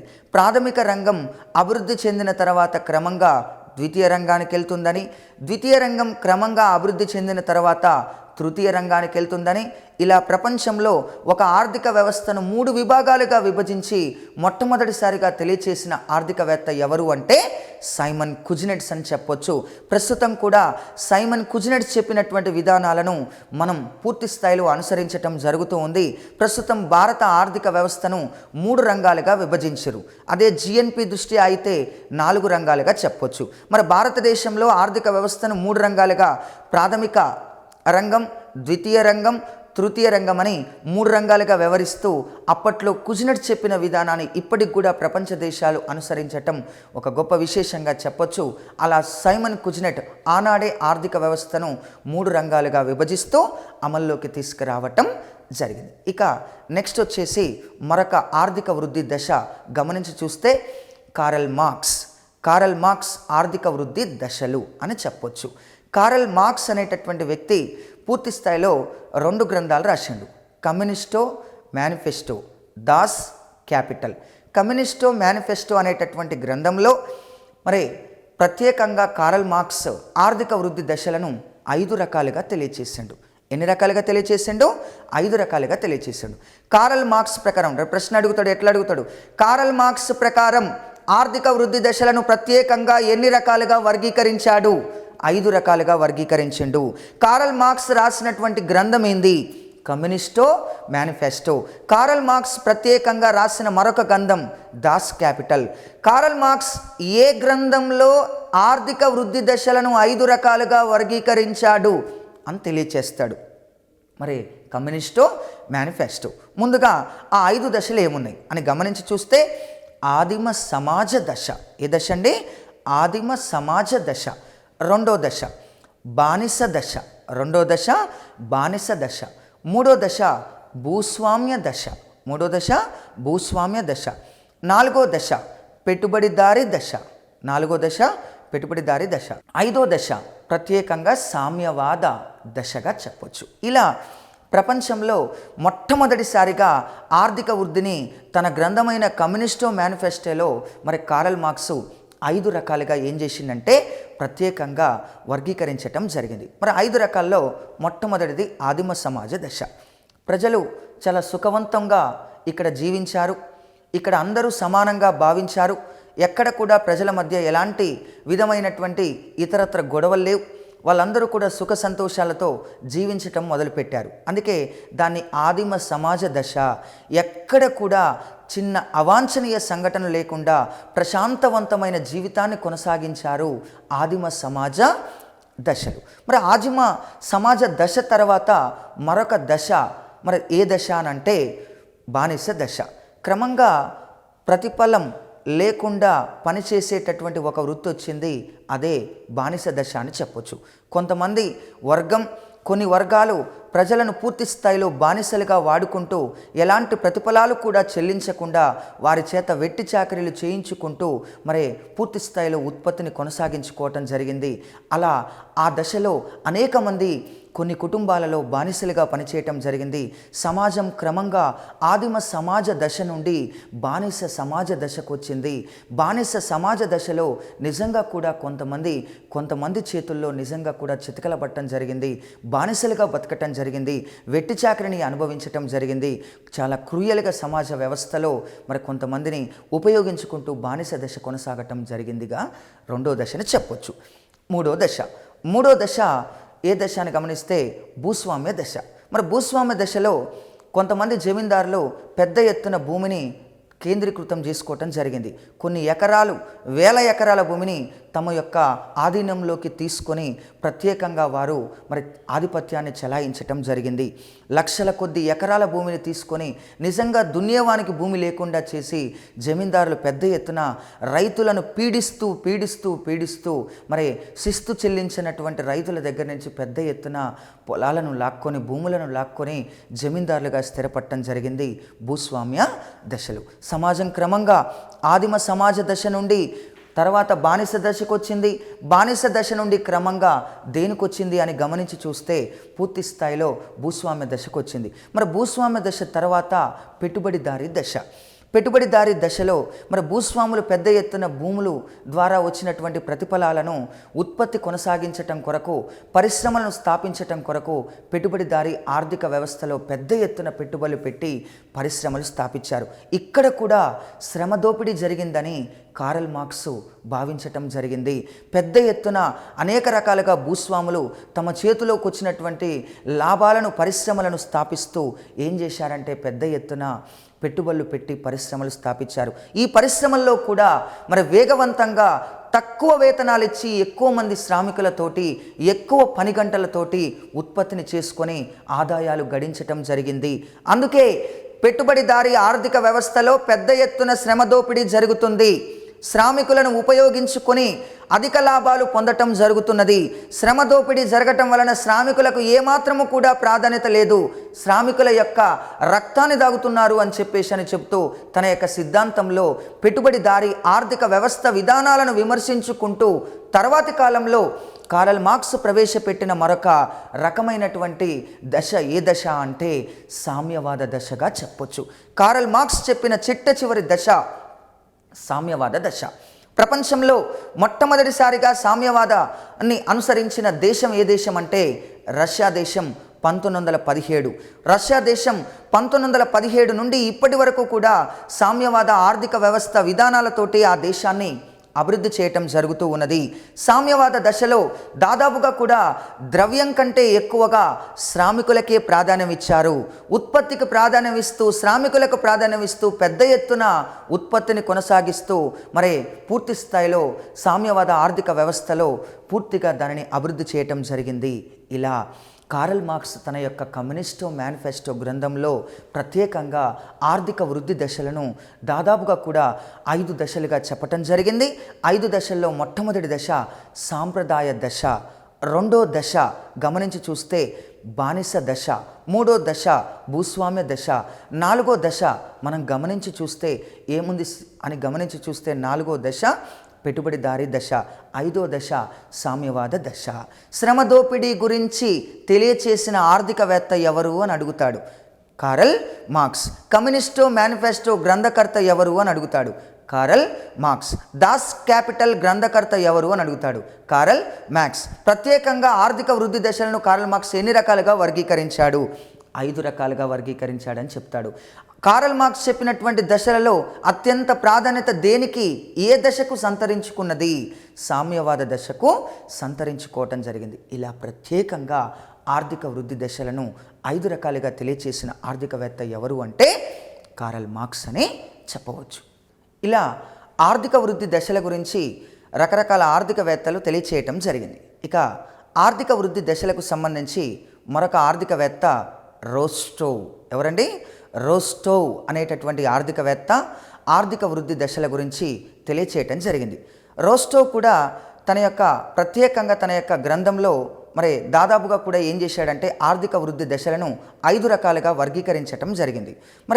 రోస్టోవ్ చెప్పినటువంటి ఆర్థిక వృద్ధి దశలను 5 రకాలుగా వర్గీకరించవచ్చు. అందులో మొట్టమొదటిది సాంప్రదాయ దశ, రెండో దశ ప్లవన దశకు ముందు దశ, దీన్నే రూపాంతర దశ అని కూడా అంటారు. మూడో దశ ప్లవన దశ, నాలుగో దశ పూర్తి పరిపక్వత దశ, ఐదో దశ పూర్తి వినియోగ స్థాయి దశ. ఇలా మొత్తం 5 రకాల దశల గురించి ప్రత్యేకంగా తెలియచేసిన ఆర్థికవేత్త ఎవరు అంటే రోస్టోవ్ అని చెప్పొచ్చు. రోస్టోవ్ వృద్ధి దశలు 5 రకాలు: సాంప్రదాయక దశ, రూపాంతర దశ, దీనినే ప్లవన దశకు ముందు దశ అని కూడా అంటారు, తర్వాత దశ ప్లవన దశ, తర్వాత దశ పరిపక్వత దశ, తర్వాత పూర్తి వినియోగ స్థాయి దశ. ఈ 5 రకాల గురించి తెలియచేస్తూ ఆర్థిక వృద్ధిని ఆయన తెలియచేయటం జరిగింది. అది ఏ విధంగా ఉందో మనం ఒకసారి గమనిద్దాం. రోస్టోవ్ చెప్పిన సాంప్రదాయక దశలో దాదాపుగా కూడా ప్రజలందరూ కూడా ఒకే ఒక రంగం పైన ఆధారపడి ఉంటారు. ఆ రంగం ఏ రంగం అని మనం గమనించి చూస్తే వ్యవసాయ రంగం. ఏ రంగం అండి? వ్యవసాయ రంగం. సాధారణంగా కూడా సాంప్రదాయక దశలో ప్రజలందరూ కూడా ఒకే ఒక రంగం పైన ఆధారపడి ఉంటారు. ఆ రంగం ఏ రంగం అంటే వ్యవసాయ రంగం అని చెప్పొచ్చు. ఆ వ్యవసాయ రంగంలో సుమారుగా సాంప్రదాయక దశలో ప్రజలు 75% పైగా వ్యవసాయ రంగం పైనే ఆధారపడి ఉంటారు. సుమారుగా 75% పైన ఒకే ఒక రంగం పైన ప్రజలు ఆధారపడి ఉంటే పూర్తి స్థాయిలో అక్కడ దాదాపుగా కూడా ఉత్పత్తి తక్కువగానే ఉంటుంది, దాదాపుగా కూడా ప్రజల ఆదాయాలు కూడా తక్కువగానే ఉంటాయి. ఏది ఏమైనప్పటికీ కూడా వ్యవసాయ రంగం పైన సాంప్రదాయక దశలో ప్రజలు ఎక్కువ మంది ఆధారపడి ఉంటారు. అలా వ్యవస్థ ప్రారంభంలో ఉన్నటువంటి దశను సాంప్రదాయక దశగా వర్గీకరిస్తూ రోస్టోవ్ తన దశల్లో చెప్పిన మొట్టమొదటి దశ సాంప్రదాయ దశగా దీనిని చెప్పొచ్చు. రెండో దశ, రోస్టోవ్ చెప్పినటువంటి రెండో దశను ప్లవన దశకు ముందు దశ అంటారు. దీనినే మరొక పేరుతోటి రూపాంతర దశ అంటారు. ఏమంటారండి? ప్లవన దశకు ముందు దశ అంటారు, తర్వాత రూపాంతర దశ అంటారు. ప్లవన దశకు ముందు దశ వ్యవసాయ రంగం సాంప్రదాయక దశలో ఉంది. సాంప్రదాయక దశలో వ్యవసాయ రంగం క్రమంగా అభివృద్ధి చెందిన తర్వాత అది దేనికి దారితీస్తుంది అంటే పూర్తి స్థాయిలో వ్యవసాయం బాగా అభివృద్ధి చెందినప్పుడు ప్రజలకు ఆదాయాలు రావటం జరుగుతుంది. ఆ ఆదాయాలలో మౌలిక సదుపాయాల అభివృద్ధి కూడా జరగటం జరుగుతుంది. అంతేకాకుండా ప్రజలు రెండవ దశకు వచ్చేసరికల్లా తప్పనిసరిగా వ్యాపారాన్ని ప్రోత్సహిస్తారు. ఆ వ్యాపారంలో ఎగుమతులు చేస్తూ ఉంటారు, దిగుమతులు చేసుకోవటం కూడా జరగటం జరుగుతూ ఉంది. క్రమంగా వ్యవసాయ రంగం అభివృద్ధి చెంది వ్యాపారానికి దారితీసి అది ఎగుమతులు దిగుమతులకు దారితీస్తూ రెండవ దశలో కొనసాగుతూ ఉంటుంది. రెండవ దశలో వ్యవసాయం అభివృద్ధి చెందిన తర్వాత దాని ఆదాయాలు మరింతగా సృష్టించబడటం జరుగుతూ ఉంటుంది. అంతేకాకుండా మౌలిక సదుపాయాలు అభివృద్ధి జరగటం కూడా జరుగుతుంది. ఇంకొకటి రెండో దశలో వ్యవసాయం అభివృద్ధి చెందిన తర్వాత పారిశ్రామిక రంగం ప్రకారంగా అభివృద్ధి చెందడానికి కాస్త అవకాశం ఏర్పడుతూ ఉంటుంది. ఎగుమతి దిగుమతుల వలన పారిశ్రామిక రంగానికి సంబంధించిన ముడి పదార్థాలు కూడా లభ్యం కావడానికి అవకాశం ఏర్పడుతుంది. అలా రెండో దశ ప్రత్యేకంగా ప్లవన దశకు ముందు దశ. తర్వాత దశ అంటే దీన్ని ఏమని పిలుస్తారంటే రూపాంతర దశగా చెప్పటం జరుగుతూ ఉంది. ప్రపంచంలో మొట్టమొదటిసారిగా మరి రూపాంతర దశకు చేరుకున్న దేశం ఏ దేశం అంటే బ్రిటన్ దేశంగా చెప్పొచ్చు. బ్రిటన్ దేశం పూర్తిగా వ్యవసాయ రంగంలో అభివృద్ధి చెందిన తర్వాత రెండో దశకు మొట్టమొదటిసారిగా చేరుకున్న దేశంగా బ్రిటన్ దేశాన్ని చెప్పటం జరుగుతూ ఉంది. ఇలా సాంప్రదాయ దశ, తర్వాత రెండో దశ రూపాంతర దశ. దీనికే మరొక పేరు ఏమనుకున్నాం, ప్లవన దశకు ముందు దశ. ఇక మూడో దశని గమనిద్దాం. మూడో దశ ప్లవన దశ. రోస్టో చెప్పినటువంటి వృద్ధి దశలలో అత్యంత ముఖ్యమైనటువంటి దశ, అత్యంత ప్రాధాన్యత సంతరించుకున్న దశ మరి ఏ దశ అంటే మూడవ దశగా చెప్పొచ్చు. ఆ మూడో దశనే ప్లవన దశ అని పిలుస్తారు. ఏమని పిలుస్తారండి? ప్లవన దశ అని పిలుస్తారు. మరి ప్లవన దశలో వ్యవసాయం బాగా అభివృద్ధి చెంది దాని ప్రతిఫలాలు క్రమంగా పారిశ్రామిక రంగాల వైపు వెళతాయి, క్రమంగా ప్రత్యేకంగా సేవా రంగాల వైపు వెళతాయి. పారిశ్రామిక రంగం, సేవా రంగం పూర్తి స్థాయిలో అభివృద్ధి చెందడానికి కావలసిన అన్ని రకాల మౌలిక సదుపాయాలు ఇక్కడ సృష్టించబడతాయి. ఎప్పుడైనా పారిశ్రామిక రంగం ప్రాథమిక దశలో కావలసిన ముడి పదార్థాలు ఏర్పాటు చేసుకోవటంలో కొంత ఇబ్బంది జరుగుద్ది. కానీ రెండో దశలో మనం ఎగుమతులు దిగుమతులు చేయటం వలన, దిగుమతుల వలన పారిశ్రామిక రంగానికి కావలసిన ముడి పదార్థాలు లభ్యమవుతాయి. అలా లభ్యమైన తర్వాత పారిశ్రామిక రంగం పుంజుకోవటానికి దారితీస్తుంది. పారిశ్రామిక రంగం క్రమంగా సేవా రంగ అభివృద్ధికి దారితీస్తుంది. ఇలా ప్లవన దశలో మూడు రంగాలు కూడా క్రమంగా అభివృద్ధి చెందడానికి దారితీస్తూ ఉంది అని చెప్పటం జరుగుతూ ఉంది. ప్రపంచంలో మొట్టమొదటిసారిగా మరి ప్లవన దశకు చేరుకున్న దేశం బ్రిటన్ దేశం. ఏ దేశం అండి? బ్రిటన్ దేశం. బ్రిటన్ దేశం తర్వాత రెండో దేశం ఏ దేశం అని గమనించి చూస్తే ఫ్రాన్స్ దేశం. ఫ్రాన్స్ దేశం తర్వాత అమెరికా దేశం. అమెరికా దేశం తర్వాత జర్మనీ దేశం. జర్మనీ దేశం తర్వాత స్వీడన్ దేశం. స్వీడన్ దేశం తర్వాత ఇక రష్యా దేశం. మరి భారతదేశం 1962 నుండి ప్రత్యేకంగా ప్లవన దశకు చేరుకుందని ప్రణాళికా సంఘం చెబుతుంది. కానీ కొంతమంది ఆర్థికవేత్తల ప్రకారం భారత్ 1991 నూతన ఆర్థిక సంస్కరణల తర్వాత మాత్రమే ప్లవన దశకు చేరుకుంది అని చెప్పటం జరుగుతూ ఉన్నది. అలా ఎప్పుడైతే మూడు రంగాలలో అభివృద్ధి క్రమంగా జరుగుతూ ఉంటుందో, ఆర్థిక వ్యవస్థ వేగంగా అభివృద్ధి చెందుతూ ఉంటుందో ఆ దశను రోస్టో ప్లవన దశగా పేర్కొనటం జరిగింది. ప్రపంచంలో ప్లవన దశకు చేరుకున్న మొట్టమొదటి దేశం ఏ దేశం అంటే బ్రిటన్ దేశం. బ్రిటన్ దేశం తర్వాత ఫ్రాన్స్ దేశం. భారత్ కానీ చైనా కానీ ప్లవన దశకు 1962 తర్వాత చేరుకున్నది అని చెప్పటం జరుగుతూ ఉన్నది. కానీ భారతదేశంలో కొంతమంది ఆర్థికవేత్తల ప్రకారంగా 1991 తర్వాత మాత్రమే, నూతన ఆర్థిక సంస్కరణల తర్వాత మాత్రమే ప్లవన దశకు చేరుకుందని చెప్పటం జరుగుతూ ఉన్నది. ఇది మూడో దశ. ఇక నాలుగో దశను చూద్దాం. రోస్టో చెప్పిన నాలుగో దశ ఏంటి అని మనం ఒకసారి జాగ్రత్తగా గమనించి చూస్తే పరిపక్వత దశ. ఈ పరిపక్వత దశలో క్రమంగా ఏం జరుగుతూ ఉంటుంది అనంటే దాదాపుగా వ్యవసాయ రంగం, పారిశ్రామిక రంగం, సేవా రంగం సాంకేతిక పరిజ్ఞాన రంగంతో అభివృద్ధి చెందుతూ ఉంటుంది. ఇవాళ మనం వ్యవసాయ రంగంలో హార్వెస్టర్స్ చూస్తూ ఉన్నాం, పారిశ్రామిక రంగంలో రోబోలను చూస్తూ ఉన్నాం, సేవా రంగంలో అధునాతన సాంకేతిక పరిజ్ఞానంలో భాగంగా కంప్యూటర్లను చూస్తూ ఉన్నాం. అంటే ఎప్పుడైతే మూడు రంగాలలో ప్రత్యేకంగా సాంకేతిక పరిజ్ఞానాన్ని ఇంప్లిమెంటేషన్ చేస్తూ వ్యవస్థను అభివృద్ధి చేయటం కొరకు ప్రయత్నం చేస్తారో అప్పుడే ఆ ఆర్థిక వ్యవస్థలో ప్రత్యేకంగా ఏమని పిలిచాడు రోస్టో అంటే పరిపక్వత దశ. మూడు రంగాలలో సాంకేతిక పరిజ్ఞానాన్ని ఉపయోగిస్తూ ప్రత్యేకంగా వేగవంతమైన అభివృద్ధికి శ్రీకారం చుడితే ఆ దశను రోస్టో ఏమన్నాడంటే పరిపక్వత దశ అన్నాడు. అంతేకాకుండా పరిపక్వత దశలో వనరులను అభిలషణీయంగా ఉపయోగించుకుంటూ, ఎందుకంటే సాంకేతిక పరిజ్ఞానం డెవలప్ అయింది, మరి సహజ వనరులను పుష్కలంగా సాంకేతిక పరిజ్ఞానం ద్వారా ఉపయోగించుకొని వేగంగా ఆర్థికాభివృద్ధిని సాధించవచ్చు. అలా సాంకేతిక పరిజ్ఞానంతో వనరులను అభిలషణీయంగా ఏ దశలో ఉపయోగించుకోవచ్చు అంటే నాలుగో దశ. ఆ నాలుగో దశను ప్రత్యేకంగా ఏమని చెప్పాడు రోస్టో అంటే పరిపక్వత దశ. ప్రపంచంలో మొట్టమొదటిసారిగా పరిపక్వత దశకు చేరుకున్న దేశం ఏ దేశం అని మనం గమనించి చూస్తే బ్రిటన్ దేశం. రెండో దేశం అమెరికా దేశం. మూడో దేశం జర్మనీ దేశం, 4వ దేశం జపాన్ దేశం. ఈ 4 దేశాలు కూడా మొట్టమొదటిసారిగా పరిపక్వత దశకు చేరుకోవటం జరిగింది. డెవలప్మెంట్ అత్యధికంగా జరుగుతూ ప్రాధాన్యమిస్తూ సాంకేతిక రంగం ద్వారా ఆర్థిక వ్యవస్థను పెంపొందించటం జరుగుతూ ఉంటుంది. ఇది 4వ దశ. మరి రోస్టో చెప్పిన చివరి దశను ఏమని పిలుస్తారంటే పూర్తి వినియోగ స్థాయి దశ. ఇంకా ఇక్కడ పూర్తి వినియోగ స్థాయిలో మనుషుల కంటే మిషన్లే ఎక్కువగా పనిచేస్తూ ఉంటాయి. మనుషుల కంటే ఎక్కువగా మిషన్లు వాటంతట అవే పనిచేస్తూ ఉంటాయి. టెక్నాలజీ వేగవంతంగా పెరుగుద్ది. సాంకేతిక రంగం అత్యాధునిక సౌకర్యాలతో డెవలప్డ్గా కలిగి ఉంటుంది. వ్యవసాయ రంగం, పారిశ్రామిక రంగం, సేవా రంగం, అన్ని రంగాల్లో కూడా పూర్తి స్థాయి అభివృద్ధి అనేటటువంటిది క్రమంగా జరగటానికి దారితీస్తుంది. సపోజ్ ఇవాళ మనం ఆస్ట్రేలియాను గమనించి చూస్తే, ఆస్ట్రేలియాలో ఒక రైతు సగటున పూర్తి స్థాయిలో అక్కడున్న సేద్య విధానాలను పట్టి 1990 హెక్టార్ల భూమిని సేద్యం చేస్తుండు. 1990 హెక్టార్లు. ఒకే ఒక రైతు 1990 హెక్టార్లు. హెక్టార్లు అంటే ఒక హెక్టార్ ఎన్ని ఎకరాలు?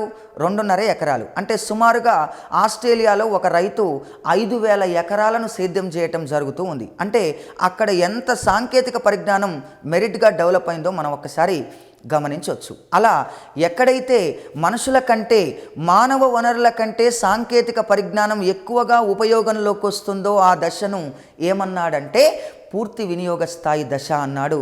ఇక్కడ వనరుల వినియోగం పెరుగుతుంది, మానవ వనరుల వినియోగం చాలా తక్కువ ఉంటుంది. సాంకేతిక పరిజ్ఞానం డెవలప్డ్గా ఎదగటం జరుగుతూ ఉంది. ప్రపంచంలో మొట్టమొదటిసారిగా పూర్తి వినియోగ స్థాయి దశకు చేరుకున్న దేశం అమెరికా దేశం 1920వ సంవత్సరంలో. తర్వాత రెండో దేశం బ్రిటన్ దేశం 1930వ సంవత్సరంలో. తర్వాత మూడో దేశం రష్యా దేశం 1950వ సంవత్సరంలో. ఇలా పూర్తి వినియోగ స్థాయి దశకు చేరుకున్న మొట్టమొదటి దేశం ఏ దేశం అంటే అమెరికా దేశం. ఇవాళ అమెరికా డెవలప్మెంట్గా ఇవాళ పూర్తి స్థాయి అభివృద్ధిని కొనసాగిస్తూ ఉంది. ఇవాళ పూర్తిగా 5వ దశలో అమెరికా ఉండటం జరిగింది. డెవలప్మెంట్గా అక్కడ పూర్తిగా మానవ వనరుల కంటే ఎక్కువగా సాంకేతిక పరిజ్ఞానాన్ని ఉపయోగిస్తూ ఆ దేశాలు వేగంగా ఆర్థిక అభివృద్ధిని సాధించటం జరుగుతూ ఉంది. ఇలా రోస్టో తన యొక్క ఆర్థిక వృద్ధి దశలను 5 రకాలుగా వర్గీకరించాడు.